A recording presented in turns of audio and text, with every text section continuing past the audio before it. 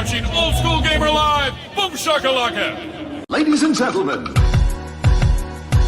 we got brand new competition over here on Leagues Online. Please subscribe to Old School Gamer Live. Bring your gamepad and your pride. The competition's ramping up, and this is where you draw the line. If you got the passion, then you got the time. We got classic arcades. All you have to do is press rewind. From Nintendo, Capcom, Taito to Konami, Midway, Data East, Sega to Atari. Outrun anyone in an Evo Ferrari. Become a rad race on any board and don't feel sorry. I battle waves of brigades and it feels so gnarly. I'm jumping through hoops and circuses just like Charlie. My killer instinct, bashful, spectator lobbies or ruin the party. Turtle shells all over your body. We got King Creole brings the stress, no quarter brings the test. Bring your A game, shut your mouth and nothing less.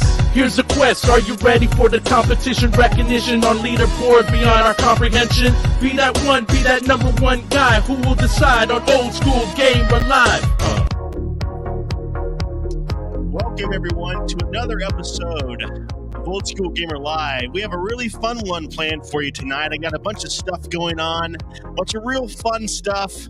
I hope you guys are ready for it. We got Lonnie McDonald with us. This guy has been everywhere, literally. We ain't kidding this time. He's literally been everywhere. He's played Joust in every state of the union. We are excited to have him on. I got my pal Ryan with me. What's going on, man? It's been a while.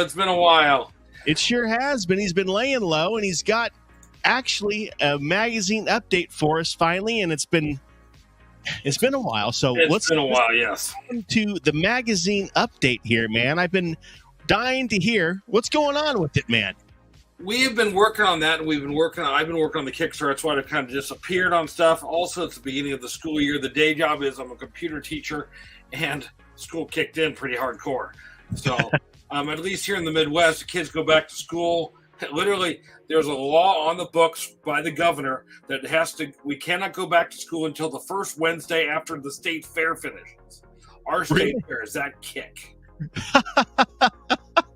It's because you have to be able to do all the cow weighing and the judging of the livestock and stuff, right? There's all that. There's literally cow chip throwing contests. The largest watermelon. There's a T-shirt I saw at the con that I thought described it very well. It's sort of like a bingo card of different types of mullets. Oh, that's hilarious. So it's sort of like if you want to see the variety that God creates and the variety of choices that people make as to their lifestyle and how they look, you can either go to the Strip in Las Vegas, let's see, the couple other places, and the Iowa State Fair. So, okay. Okay, let's get back talking magazine stuff. We are on finishing up our 6th year right now, which means we're kicking up into a Kickstarter for the 7th year. In just a second, I'll get to that afterwards. But this issue is a different one. We have, over the last 35 issues now, covered all kinds of different genres. If I look at my wall here, there's shooters, there was space games, there was multiplayer games, there was simulators, there was RPGs, there's all these different things. One thing we didn't cover, educational games. May not be as exciting as some of these other things that we do, but we're getting you the deep story on stuff like Where in the World is Carmen Sandiego. We're getting you a deep story on Oregon Trail. Plus, as the other focus of the issue, we're doing a lot of stuff on the Lucas-related properties. And not just talking, Star Wars license everywhere, but the games like Monkey Island and all those things that ran off the Scum system, the Maniac Mansions and all those kinds of stuff. So that, in addition to our regular writers, our columnists, our great people that work for us, that issue I was hoping to be able to start showing off this weekend, but I'm not going to be able to. We'll probably not go to the printer until about the 4th or 5th. What is that, Tuesday, Wednesday neighborhood? And then it'll go online for all the subscribers right away. We'll rotate stuff out. We'll get the non-paid subscribers in so they can see the previous issue, first half of it, and roll from there. So the other side of things, which will probably go live next week also, is our Kickstarter for our 7th season. 7th, how do we describe it? Episode. Or ever how you want to call it in the, I'm kind of thinking in the shareware vibe of things. So we got a cool intro coming up that we were able to talk with how do we best describe it? A rather brash first-person shooter voice kind of a thing. Without totally giving it away, because I know Gunther knows what it is.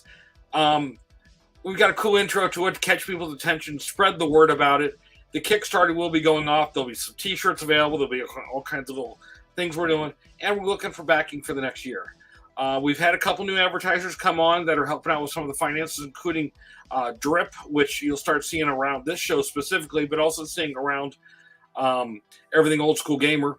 It's another platform for selling your games and your collectibles and all those kinds of things. So we've got a lot of things coming. We've got some cool connections with Atari coming out soon. We got some cool connections with a couple other people that you guys will be seeing real soon. Yeah, we'll talk about Drip here in just a little bit. I got it loaded up to show a little bit more about them. Cool. So anyway, all right, very cool, very, very, very cool. So yeah, be ready for the Kickstarter, guys, and to join in to help us out with that. It's definitely worthwhile to help Old School Gamer Magazine because it is the community project, basically. It's what I describe it as. It's something where we are all joining in. We're all helping with the project. It's really what it is. We're all of us together make this better for all of us. It's really how it is. It's for us. It's for our children. It's just bigger and better. And what we're doing is making a publication that it's a print publication. It's also digital. It's worldwide now. It's not just a print, but it's now printed and able to go worldwide. So now that we're using the Amazon publication, it's so massive now that, I mean, it's so amazing now. And now, how are we with the coloring book? Have we printed more of the coloring book yet? I printed more of the coloring books. I'm going to have to send you a couple of those to give away on the show. Well, I have a couple. Coloring books reserved. You do? Yeah. Well, let's give away some more when you have a chance. Yeah. We'll give another one away this week, guys. And speaking of that, make sure you get your hashtag in the chat right now, hashtag OSGL, and we'll give away another coloring book this week and another one of our beautiful enamel keychains. Get your hashtag in, guys, and get in on that. Let's go ahead and move on to our latest news. We got a ton of stuff this week, guys. Some super cool stuff I want to talk about. First of all, new Atari cabinet has dropped. Arcade 1-Up, the 50th anniversary. Let's show this thing. I am super excited about this thing. I might get this one, guys. I'm. You haven't bought one in a while, have you? It's been a while. The last one I bought was this Pac-Man. I love this one, and they just released the XL of this one, which is like another 10 inches tall. It's almost the exact same size of the real cabinet. So I'm torn of getting the new one. So anyway, here's the Atari 50th anniversary cabinet. It's super awesome. Here we go.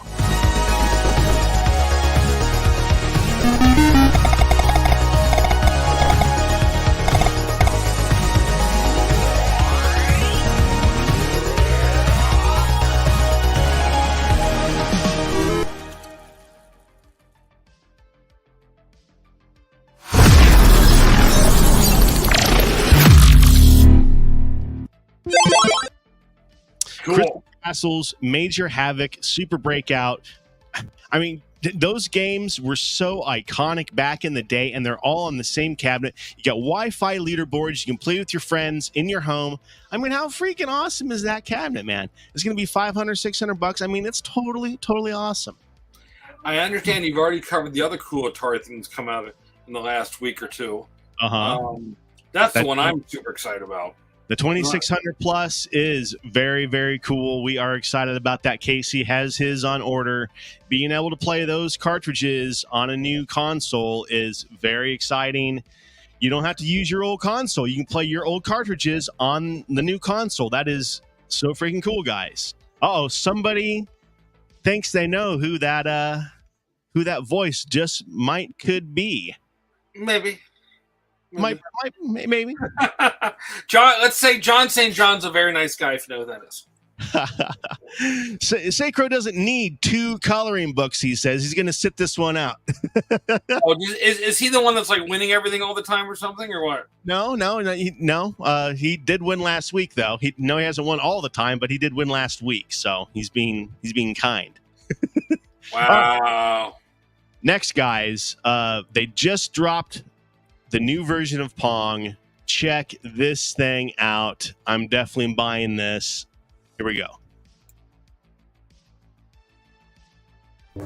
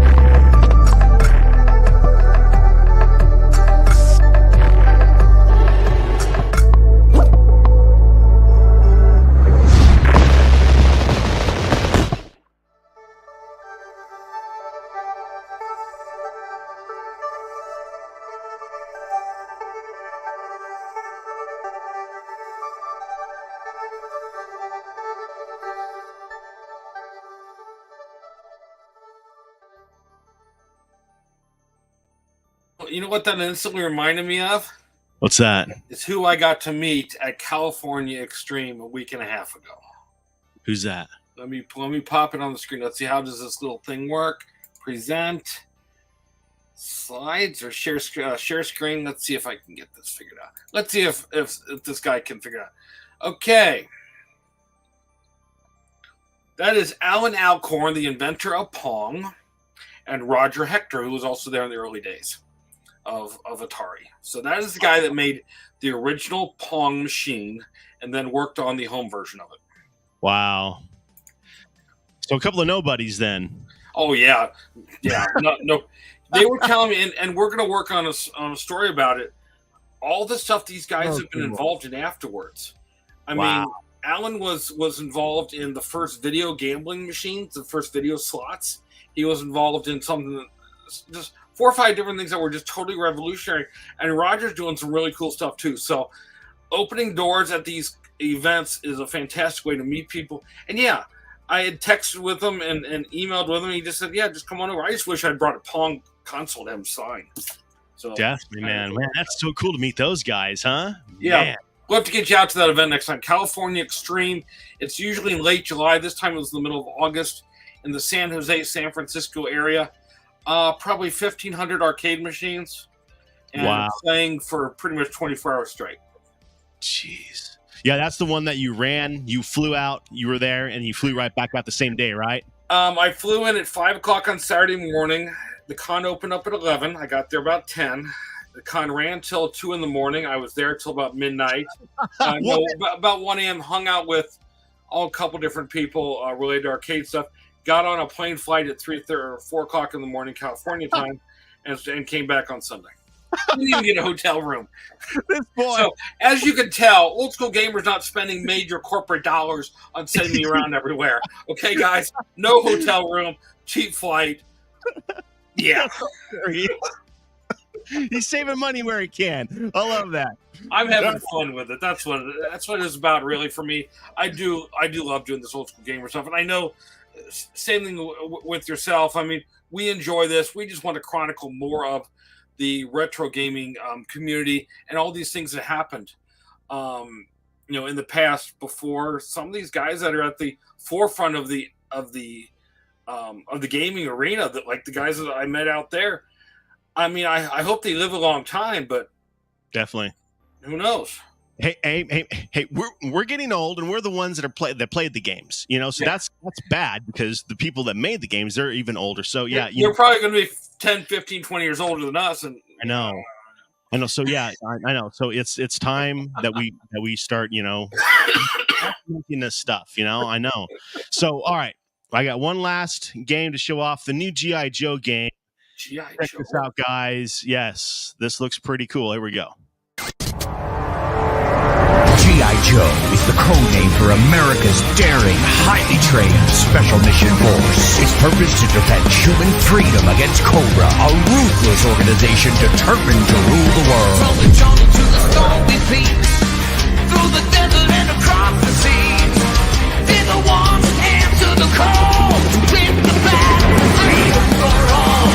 Super soldiers never afraid, like an eagle chasing out its prey. The hazards and the rising victim getting up. When the distant cobra strikes, our heroes are bent to the fight with strength that rises from the scars and strikes. G.I. Joe, a real American hero. G.I. Joe, to deal with the menace of evil. Go Joe, take the breath of the world, we come marching.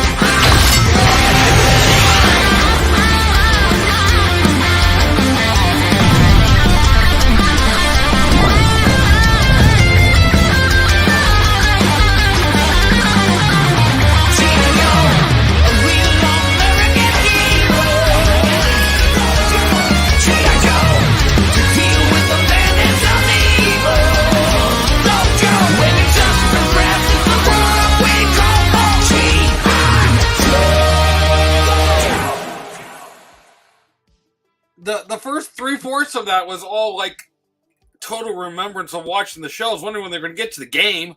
I The know. game looks very Simpsons 4-player Teenage Mutant Ninja Turtles ish. Yeah. The cartoon part was awesome, huh? I was like, Yeah, it was. man. It totally reminded me of what, 1985 or what are we talking on that? I'm trying to remember, Joe. Yeah, it was like 1989, 85, 89, somewhere around there. Oh, man, I know, man. G.I. Joel, he says he wants them to take his money now. Believe it or Take not. my money now. All right, we got some other stuff to talk about, but I want to bring Lonnie on. I don't want him to have to sit around and watch us any longer than he has to. Let's get him on I'm going here. to disappear after a little bit. I'll hang out to say hi to Lonnie again. I don't know how to describe this guy. I mean, he's a great person for the industry. So let's bring him in.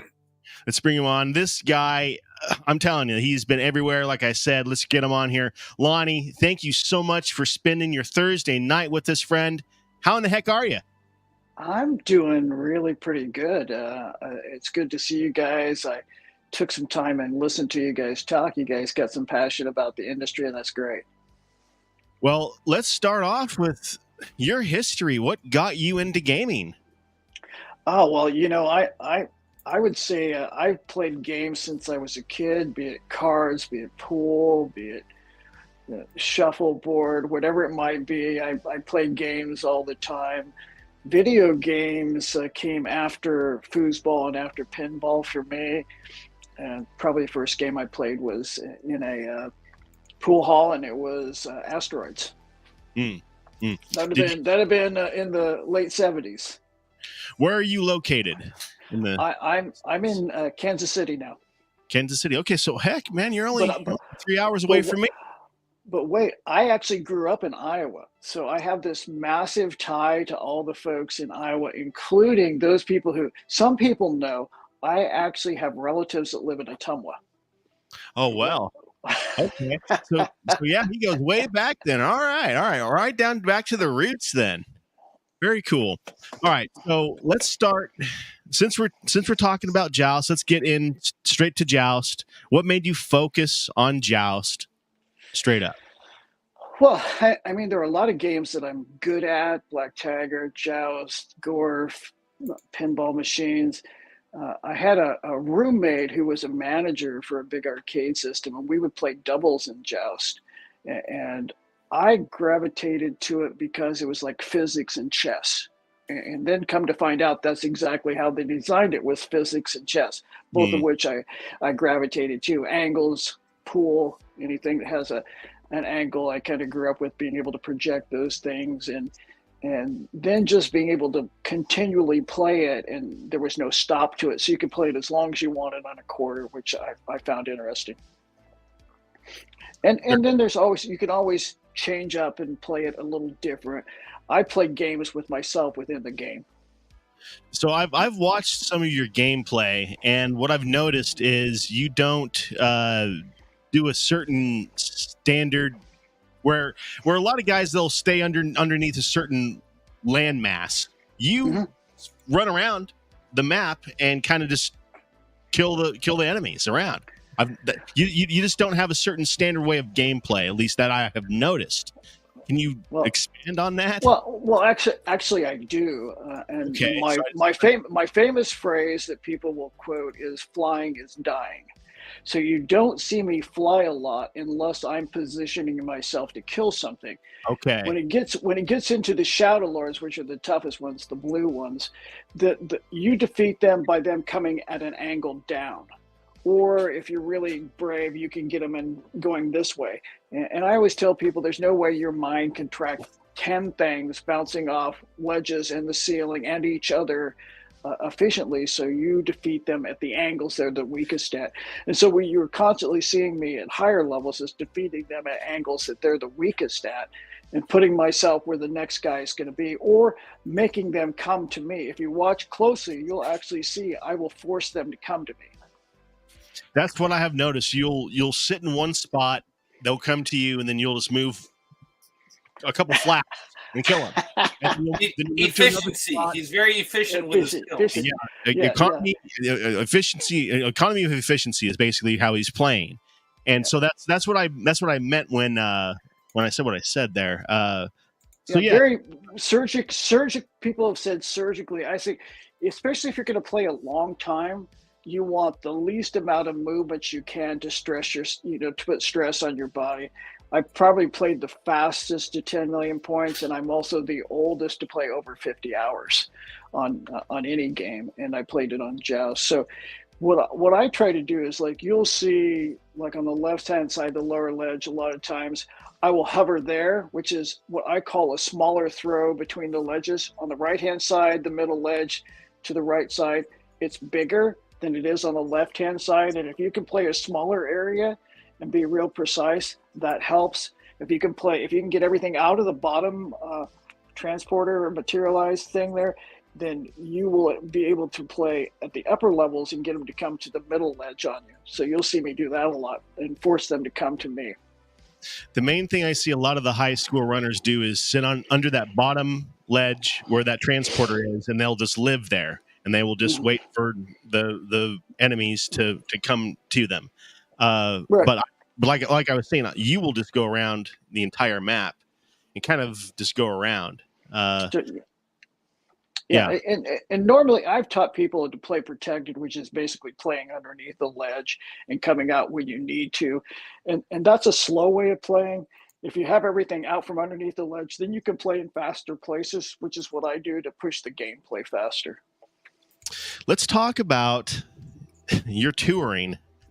You going around and playing these high score runs on a Joust cabinet in every state. Can you talk about that a little bit? Well, the first goal, let's talk about it this way. The first goal was to play all the games on the RUcade list. There's actually a list that says RUcade someplace. There were 37 games, of which I found 32 of them actually worked. And I eventually played all of those. And within the first 2 years of playing, I played 100 Joust machines in 100 locations, or, well, not all 100 locations, because some of them had 2 machines, to 10 million points. And at 10 million points, you can keep playing, but your score will never be higher than 999999979 And I've literally played in every state. The first 2 years at 100 machines, I played in 37 states. And then I realized I hadn't got to all of them, so I took it back up after taking a year off playing competitive pinball, where I got to the top 200, which I guess is like the top 5% or something like that. And I came back and I went, I'm going to go make sure I can get to every state. And so I did that. Oh, the 100th machine, which is really, really cool. This is the cool one. I played at the Williams building where it was made. Oh, John Newcomer was there. The night before, I had John Newcomer, Python Angelo, the artist, Futzenruder, the programmer, Walter Day. I had Steve Sanders and his sons, and so we're having all this talk, and then we talk about the synergy back to Williams, where like I was the first person they said had played Joust 24 hours, because we literally tracked it on a yellow pad and Polaroids and sent it to Williams. So we had this synergy back to Williams in the early 80s. So that was cool. But so after the 100 machine, and Roger Sharp was our MC at that event. So, I mean, it's like this massive amount of really cool people sitting in this building. And I had played 50 hours just before I went up there. And they said, how do you play that long? And I said, well, you change the space-time continuum in your mind. And so I had all these Williams people going, that's right. You change the space-time continuum in your mind to play 50 hours. So that was pretty cool. And eventually, after the year off playing pinball, I took it back up slowly. And eventually, after a decade, on my birthday 2 years ago, I kind of brought Joust Tour to an end at 250 machines played in 10 years. The first 100 machines were played in 2 years, so that was average. that was a massive amount of machines, and I've played 6 machines since then. Just here and there when I have the time, and it's been really interesting to travel to every single state to meet all sorts of different people. And to play over 250 plus machines of Joust. And they all play a little bit different. Yeah. I know 2 cabinets that you haven't played, at least that I'm pretty sure that you haven't. I know one in Branson and one down in Fayetteville that I'd love to have you come and play and sign. Boy. So I haven't played one in Fayetteville and I haven't played one in Branson. Are you talking about one at what is it? What's the name of the big arcade there? 1984. 1984. Yeah, I played 1984's Joust machine in Springfield when it hadn't been there very long. They were probably one of the first 10 machines I played. Okay. Now, is it a different one? I don't know. It might be the same one because it's the same guys that own the one in Springfield and in Branson. So they might have shared that cabinet down in Branson. So it might be. In Fayetteville, what arcade are you talking about? It's called Arcadia. Played 3 of them there. Really? Well, go ahead, name an arcade, and I'll tell you I've been there. Well, those are only local ones that I have that are real arcades with cabinets. Not just redemption arcades. Right. They're pretty few and far in between for me in this area. Well, they really are pretty few and far between every place, and when you search for an arcade. I was lucky enough to start posting on Club and CAG and different forums, and people would tell me about where games were. So it makes a big difference that they help with that system. And of course, Club has their own list of games. And between what I have accrued over the past 13 years almost, and as far as the list, if you go to joustmaster.com, you can actually see the registry of machines that I've played, and then the other ones I haven't played that we know about, as well as many, many other Joust things like how to repair your Joust. It has a link to all the stuff on Club, as well as where parts and stuff are. Wow, that's cool. Yeah, so I put that there to help people, but joustmaster.com. Yeah, joustmaster.com. Mostly about me, but it has stuff about the developers and about players and about there's a registry there. If you go to contact, we need to separate that out to where it's like register your machine, but register your machine right now is in the contact area. So why don't you give us a tour of your arcade you got there? You're showing a little bit. Tour of the arcade. All right, let's do that. Let's start with cool stuff like stuff on the wall. Can you see the stuff on the wall? Yeah. You see the blue stuff?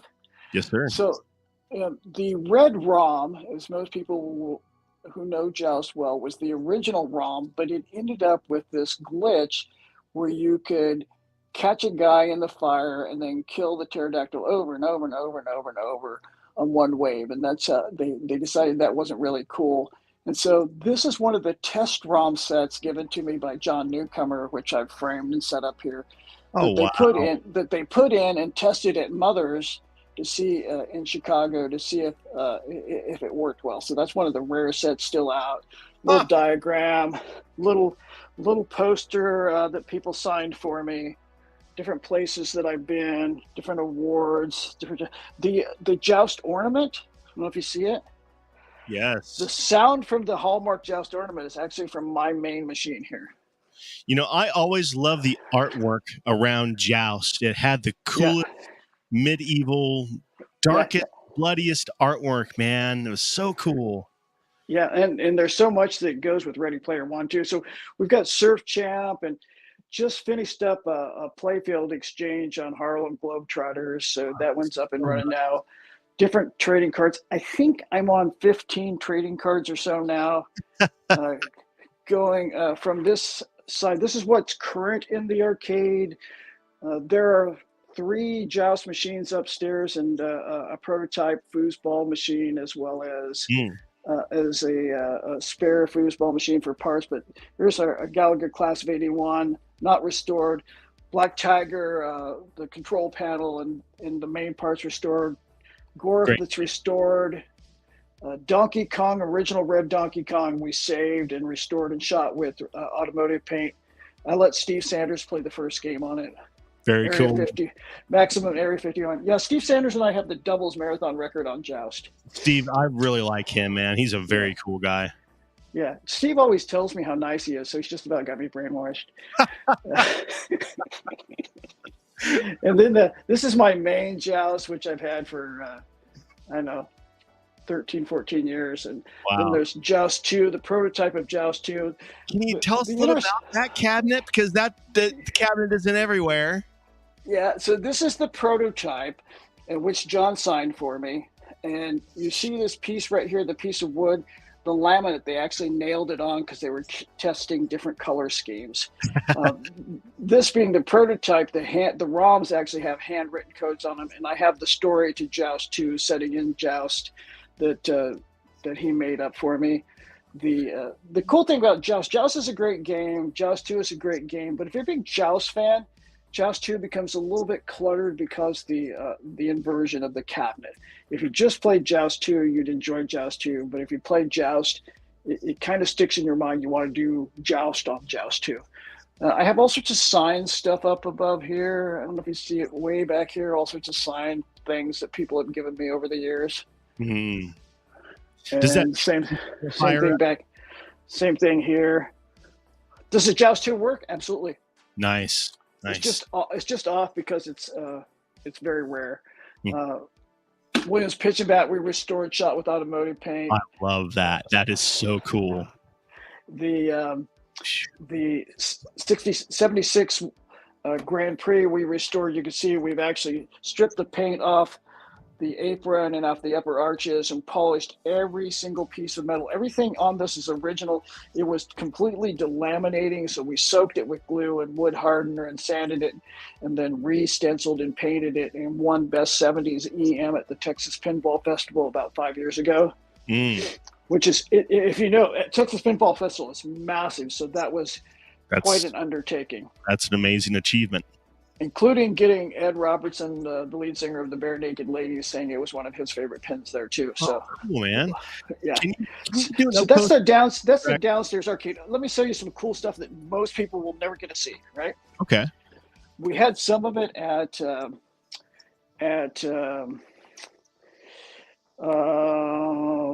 the Icon years ago when the card stuff was going on there. So. There used to be a Joust cocktail that's set in this wall here. Oh, I love underneath this stuff, but it's since took up too much space for people. I'm amazed you don't have a Joust pinball. No, I don't own a Joust pinball. I'm disappointed, actually. So we've got the Disney Quest poster where I played 2 Joust machines back to back at Disney Quest. Explain what that was, the Disney Quest. Disney Quest was no longer around, obviously. Zane Perkins was the manager. I went there, played 2 games. There were 4 floors of video games, everything from most current stuff to ancient stuff. So that was their And, that was that was Disney's arcade. 4 floors. It was a whole building of arcade stuff. Wow. That was it. And it gets better. So one of their machines was having a problem. It was freezing, and so I went and played the other one, and it killed a bunch of time as they were trying to fix it. And so Zane says, Lonnie, I know you didn't get to finish things the way you wanted, and you probably wanted to play some games here. So as we're closing, which takes about 3 hours, all of Disney Quest is yours. What would you like to play? 4 floors of arcade machines at Disney Quest, all at my disposal. So there's going to be roll quarters and said go? No, it just everything was free. But if you look, there are probably about 50 names. Everybody who was at Disney Quest as employees all signed this poster for me. Oh, cool, man. And then we have, as we roll across here, we'll start at the center. This is one of the copies of the original storyboard for Joust, signed by John Newcomer. Wow. Original storyboard. Huh. And then one of the original runs of the poster. So I'm going to show you 2 big pieces of artwork and this poster. So that piece, this poster, and that piece there were all rolled up since 1983 and given to me in 2013 at the Williams Building. So there's that poster signed by development team. This is by Constantino Mitchell. Those 2 are. This is by the renowned Python Angelo, who passed away a few years ago. And then there are a few cards, like Steve Sanders and I, the Dan Tyrrell's collection, poster that for the Foo Fighters that Matt Luning did, and I signed one for him, and he signed one for me, so I have this Foo Fighters poster for Joust. That is cool. Did the same thing for that poster. Then we have a few world champion things here. Twin Galaxies, I see. Yep. Got some Twin Galaxy stuff. Got the Hall of Fame induction stuff and card. Wow. I think that over there is when I played the 200th machine, and that was given to me at the 90th trading card ceremony at Walter's birthday, I think in Banning, if I recall correctly. But that's one of my favorite pictures. Can you see that picture? Yeah. Where there are literally 4 Joust machines side by side by side.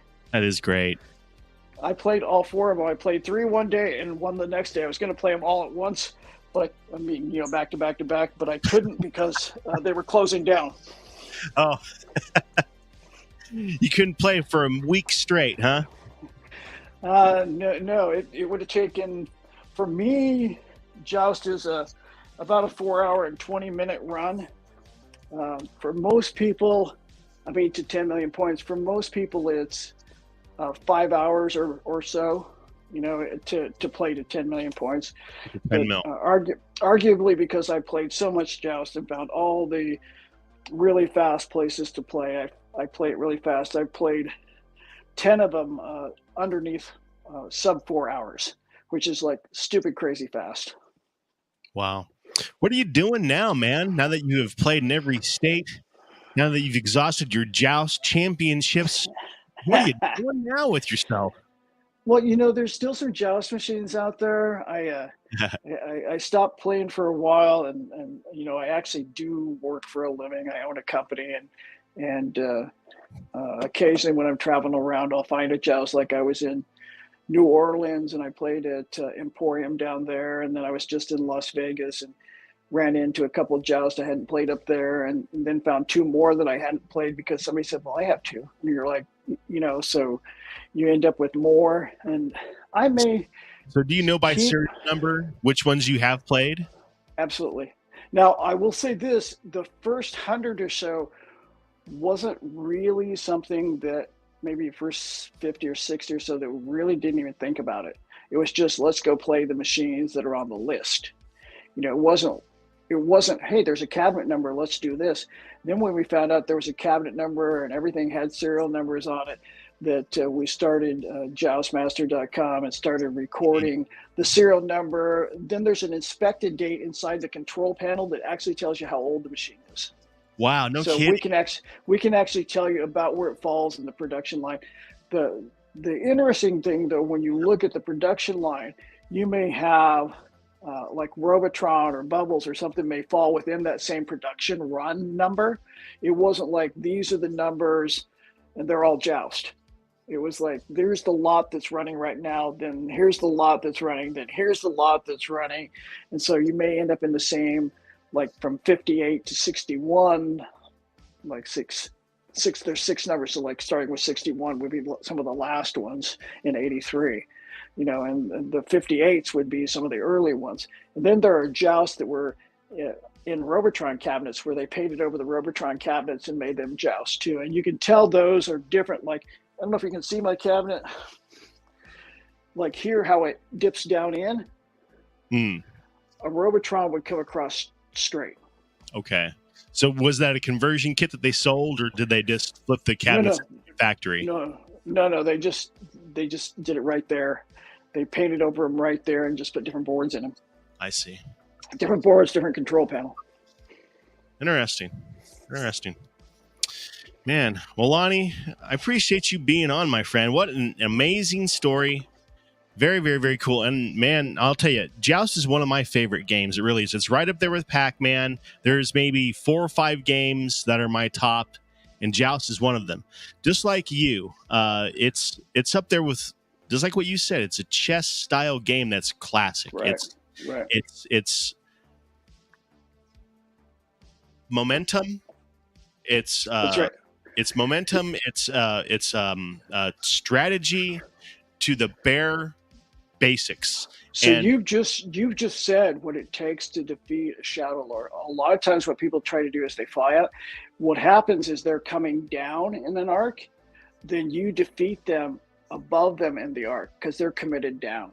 And so anytime you can defeat them at that angle, if you watch my play, you'll see we're constantly defeating them in an angle, or I'm sucking them up around a ledge or doing something specific, or I'm hovering way above them, sucking them up. And it makes a big difference, the movement that they're doing. As you said, they're committing to a movement. And when you have them committed to a movement, you've already defeated them. Very, very good. Well, my friend, thank you so much again. And I will have you on again if you will be on again. Glad to help out anytime. Maybe we can set up a camera so I can actually shoot some gameplay for you and do a little strategy. I have all sorts of camera rigs over here, but wasn't set up to actually broadcast for you. Okay, well, so we'll have to do that next time. Yeah, we'll definitely do that. I'm going to play a little bit here in a little bit and do the best I can with this hand controller, which isn't going to be great. But you want me to run commentary on how bad you're playing? Yeah, well, if you want to stick around for that, you could. It's not going to be super great. You'll see my technique. I have this little thing that I do. It's not the greatest in the world, but you can kind of see my technique if you want to stick around for it. I don't know if you got time. No, I'm not in any hurry. I'll stick around and watch. Okay. All right. I got a couple other things I got to do, so stick around. We're going to do a couple other segments, guys. Lonnie's going to hang out with us here, so here we go. All right. All right, we're going to move on. Guys, I have a new thing that I found. It's called Arcade Online. It's super cool. I don't know if you guys have seen this yet, but what you do is you play these redemption machines online. Let me fire this off for you. You're gonna absolutely be surprised at this. Let me fire this on here. It's like this. All right, can you see it? Not yet. All right, here we go. So, you literally play these things in person. You'll see. This volume down. We're gonna turn the volume off. All right. So, I put some credits in, and I'm going to... Hold on, I think somebody's playing it. Somebody's playing this one right now. Here, let's get out of this one.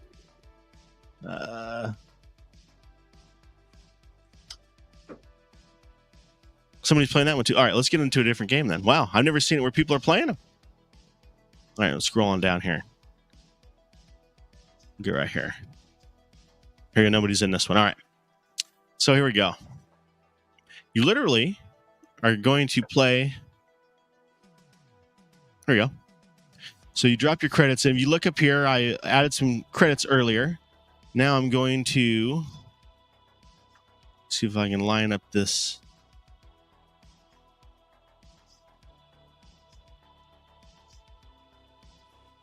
Almost. But it's pretty cool. Let me get to a different game here. Let's see here. Unlock at 1. I'm not at 1. Here we go. This one's pretty fun. People are playing that one. Let's see. Star Drop. Here we go. We'll try this one. People are in that one too. Wow. So at night, people are really, really rocking these things.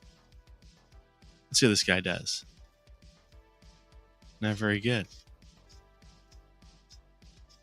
So anyway, something I've never seen before. I think it's really kind of cool and a new way of doing something. What do you think, Lonnie? Have you ever seen anything like that before? Even the pinball machines now, they have video pinball machines. So it's interesting how many games are online. I kind of dig strategy games, but these things are like 3D, and I haven't seen these before, but it looks pretty challenging. Yeah, it's really crazy, isn't it?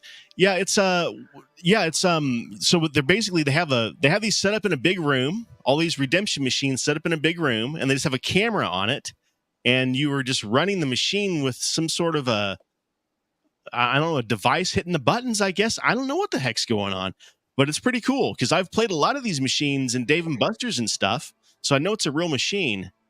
So it's right. It's really a cool kind of thing. So yeah, it's called Arcade Online. Pretty cool. Right. So our next thing we want to talk about is our new partner guys that we're not hanging out with, that are partnering up with dripshop.live. Now these guys are really cool. If you would take an online auction, but it's focused on retro games, focused on like trading cards, Pokemon cards, stuff like that. Let me show you what it looks like here. Yeah, here you go. This is what it looks like. You will have, let's see here, pull up these guys. If they're streaming. Straight to jail, do not pass go. I believe that we got a Gallade. A Gallade V. Yeah. So they'll sit there and stream live, and you can bid live on whatever they're selling. And so we're going to try to sell some stuff on here as well. I got a lot of different arcade stuff, and we're going to try to do it as well. It's kind of a really cool new way of doing online auctions. It's kind of like the QVC. If you do QVC and eBay in one, kind of a cool new idea. So that's dripshop.live, guys. Go check them out. There's some collectibles there. Yeah. It's focused towards collectibles, retro gaming style stuff. Really cool. Nice. Now, Old School Gamer Magazine, we are creating our own retro game trivia card game, and we are focused on, of course, arcade gaming. This week, I have come up with a couple of new trivia card game cards here, focused on 70s and 80s arcade games. First question is, Asteroids was released by Atari in 1979. What hardware set was it built upon? Space Wars, Lunar Lander, Computer Space, or Space Invaders? I'm talking about the hardware, the PCB that they built it upon. Think about that one, guys.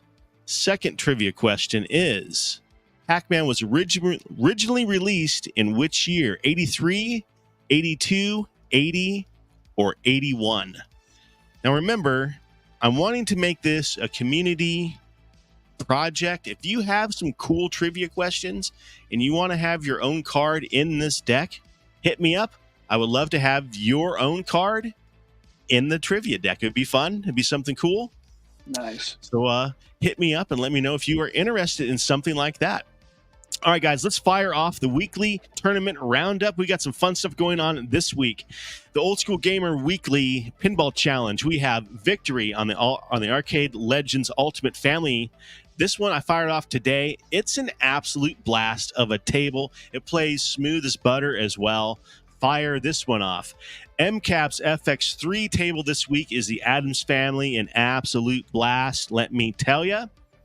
Polycade has some cool stuff going on this summer, and it's kind of winding down, so I'm sure they're going to have some fall stuff going on very soon. Make sure you check them out.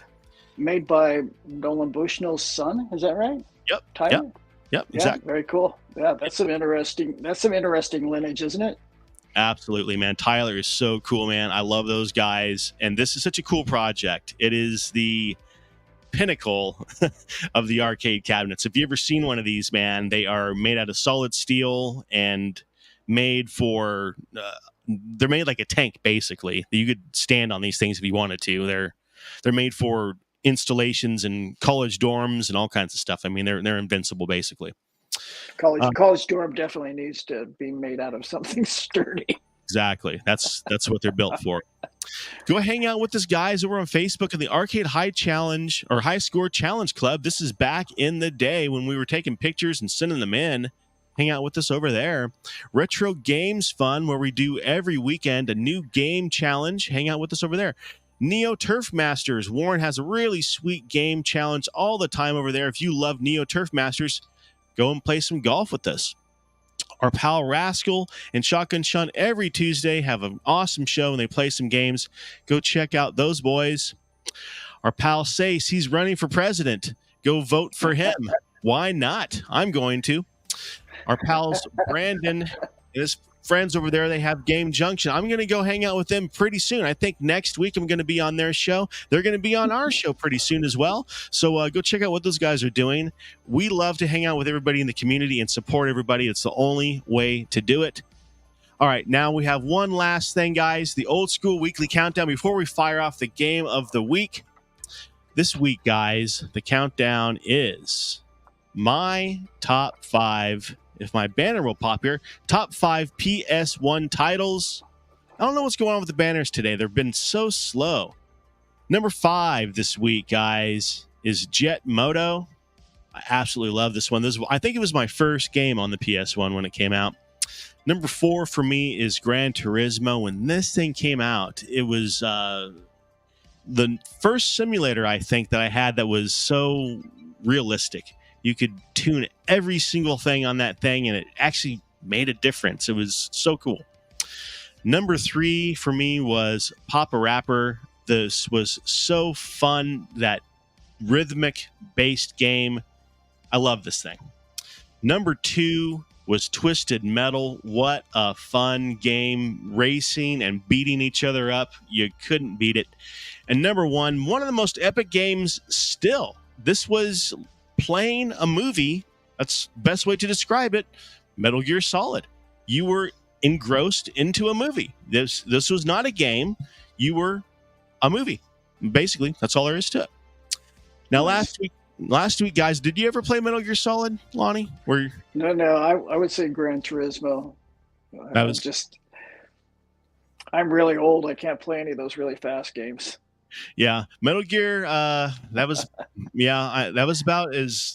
the end of my ability to play games. Is that generation right there? Last week's game of the week, guys, was Spy Hunter. Now, in glorious fashion, this week's game of the week is Joust. Believe it or not. Joust. Yeah, we're gonna go all out. We're going to do some Joust. So let me fire this off right now. Let me pull this up. I'm pulling for you now. Interesting story while you're firing it up. Ready Player One. So John Newcomer and I did a session at Classic Game Fest in Austin. And one of the reasons I got us on that venue together was Klein was supposed to be there. Oh. So you would have had, and as you know, 2 of his favorite games are Black Tiger and Joust. And so I thought, what better thing to have somebody who's a Joust world champion, the creator of Joust, and I also play Black Tiger all the way through on a quarter, at Classic Game Fest with Klein. And Klein had to pull out. And we're like, what's up with that? Black Tiger on a single quarter? Oh yeah. Wow. I used to be able to play it through on one life. Now I can see Joust on a single quarter because once you get the mechanics down, then you can kind of just replicate it. But Black Tiger is, I don't know. The ninjas are tough. The ninjas are tough. Yeah. I can't get my remote to sync here. What's going on here? I'm definitely not playing this on the keyboard. Of course. Why would this not? There's always something, right? There's always something. Pro controller connect.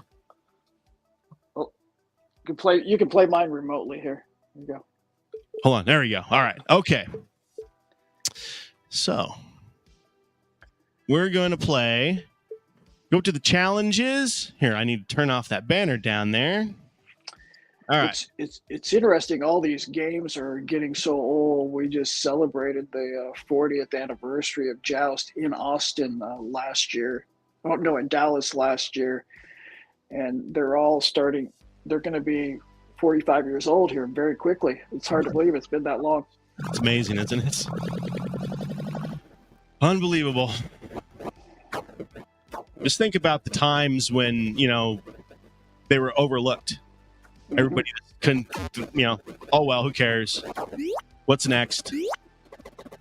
Now, how many people don't even know that if you get the egg before it touches, it doubles the value? What other secrets do most people don't know like that?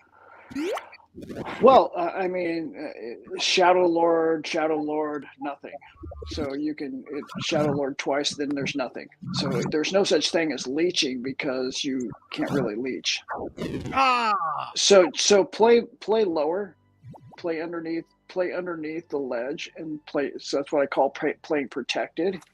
And so let them come to you. So every different one has a different flight dynamic, and their whole goal is to kill you, so they're going to come at you.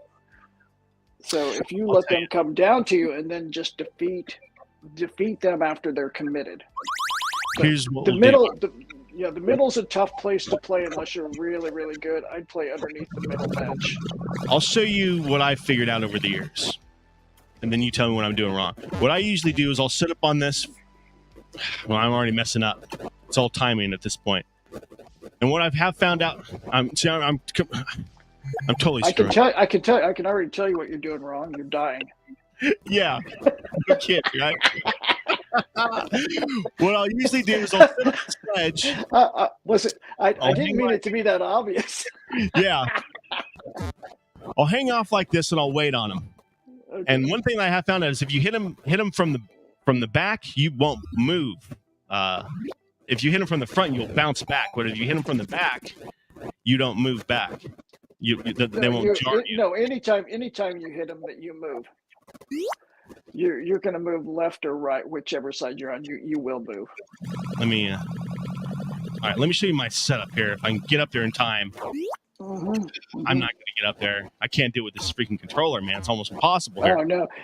Some of the guys, when Ready Player One was out, wanted me to. They had a Joust machine. And I showed them how to play Joust, and they wanted me to play Black Tiger from a controller. I was like, dude, I don't think you understand. My fingers don't work that way. All right, so if they hit me from the rear, if he'll turn around here real quick, he's not going to. It'll turn you. Well, it hits you. It'll turn you around if you're facing him. See. Yep, sure did. Yeah. It always changes your direction when they hit you. So where should I go now? Which ledge should I live on? Well, you should be underneath. Okay, on the bottom. Play protected. Yeah. So I just to the right of the right there, right there. Now up. See, as they're coming across, then you want to be on the upper side of that ledge. Okay, I see. Let's see if I can get down there. I might be able to. All right. I know where you want me. So I can get there in time. Yeah, you don't want to be over there. You want to be on the other side. Boy, it's Up tough. There you go. It's tough to this stupid controller, man. Yeah, and with a controller, yeah, it'll be tougher. And I'm not gonna make it. This is insane. Well, you can fly. That's good. Most people Yeah. don't have a real good flying I might- dynamic, so that's I might you have some skills. I might have to. Can you hover? I was trying to get away from him a little bit. Can you hover in place? The other thing I try to teach people is to hover in place I can. because it takes a lot of hovering. I'm pretty good at using the land as Right. a block. Let me see if I can. Now, the other thing you'll find is anytime you are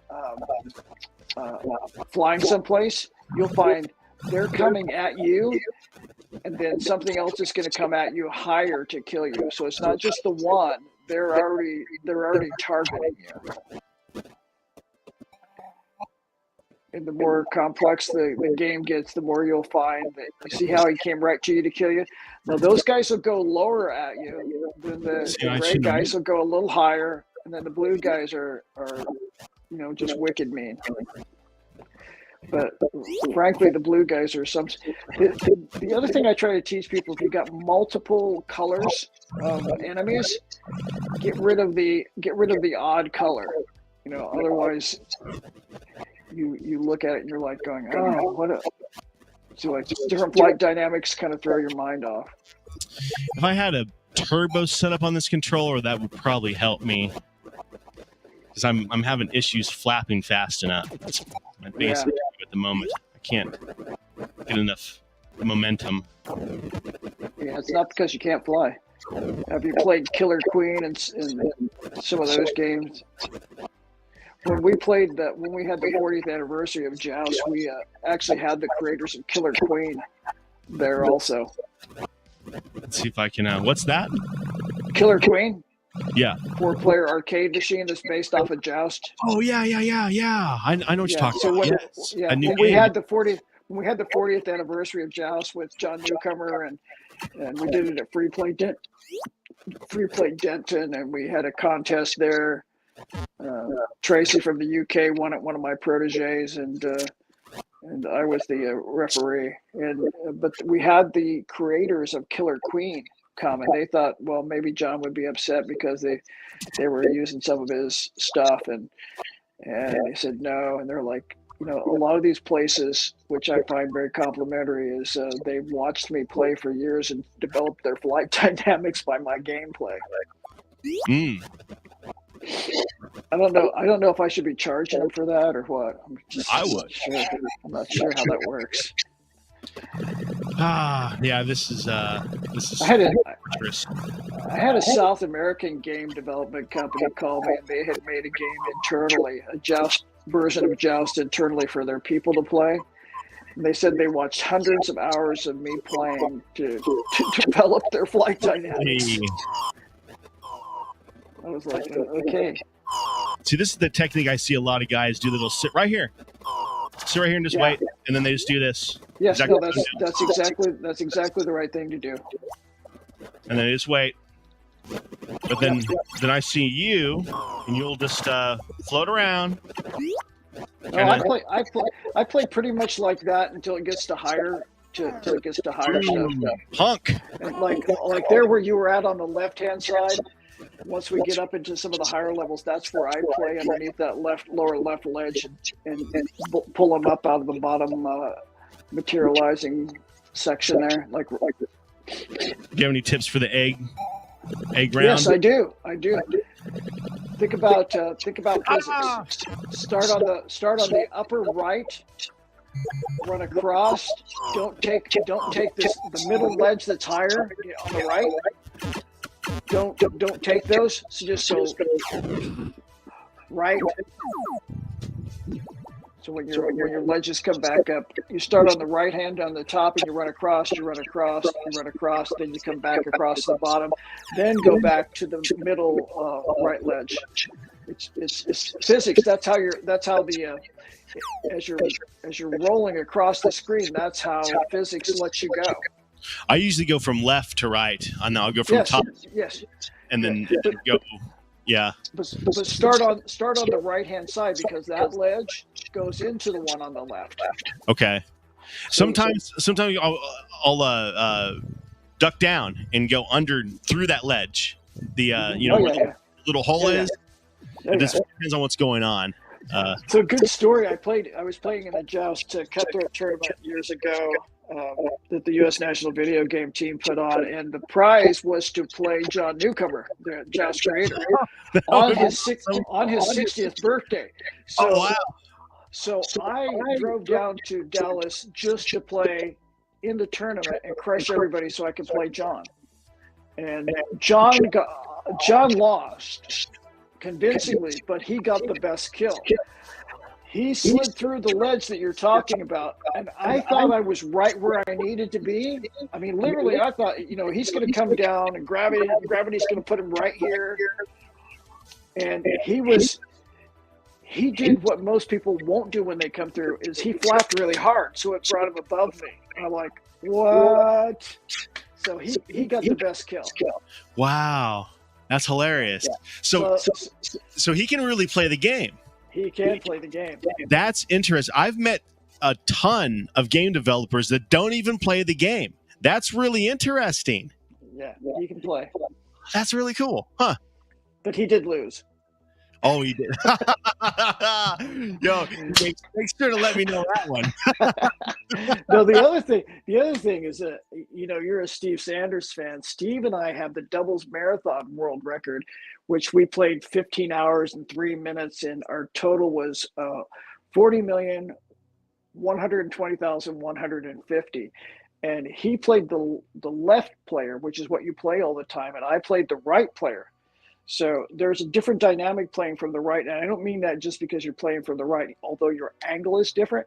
The distance to the middle, where the guys, when we try to suck them up out of there, is a little bit different. And that little bit of difference causes this on one side versus the other when you try to pull the Shadow Lords up.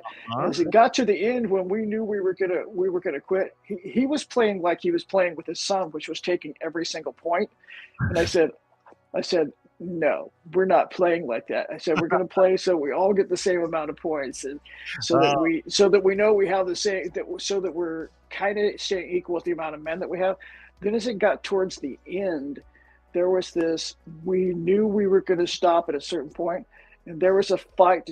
There was, not externally, but internally, you could feel the pressure building up that he wanted to have more points than me.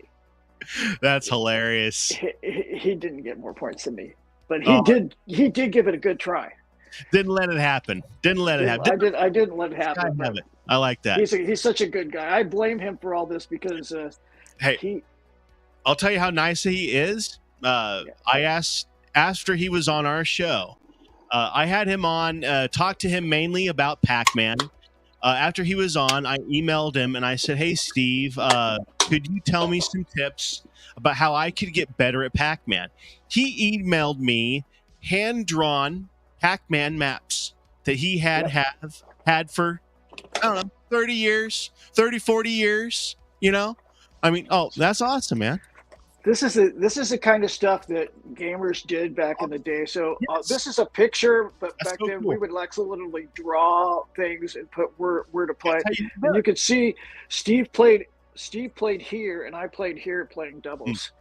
So literally, and I keep this around like when I play a marathon, because your mind will literally make you forget where to play. And so I'll go, oh, that's where I need to be, because your brain at 50 hours just starts frying at about 45 or so. Me after 20 minutes, I'm amazed you're able to hold that and see, I've already lost. It only took a couple of seconds for me. Lonnie, thank you so much, my friend. What an amazing episode. I'm so glad to meet you and get a little bit of insight from you, and I'm excited to have you back on and get some real awesome gameplay from you. Like I said, this is one of my favorite games. It always has been. It always will be. It's one of those games that it's simple. It's easy to play, but it's ridiculously difficult to master. And those are one of the most exciting games for me. I love that about this game. Before we leave, guys, I got to spin the wheel. Let me do that real quick. Let me get this pulled up here. Giveaway tool, guys. Hashtag OSGL into the chat real quick. Give you another 5 seconds here. Hashtag OSGL. Get it slapped in there. All right, I'm going to spin her. Here we go. Who's going to win this week? I'm going to send whoever wins a coloring book. The OSGL coloring book. I have one left, so you're going to get that, boy. Mr. Jer, you win the coloring book this week. I appreciate everybody hanging out with us, especially you, Mr. Jer. Good to see you again, man. Lonnie, thank you again, man. It's been an absolute pleasure. And I will talk to you again soon. Yeah, whenever you need me. Yeah, awesome. I'll be in contact with you, man. And I appreciate everybody hanging out with us. I will see everybody next Thursday. I don't know what we're going to be doing. I probably will have the Game Junction guys on. Not sure yet 100% on that, but we'll have something cool planned for you. We'll see everybody next Thursday. Later all. Have a good one.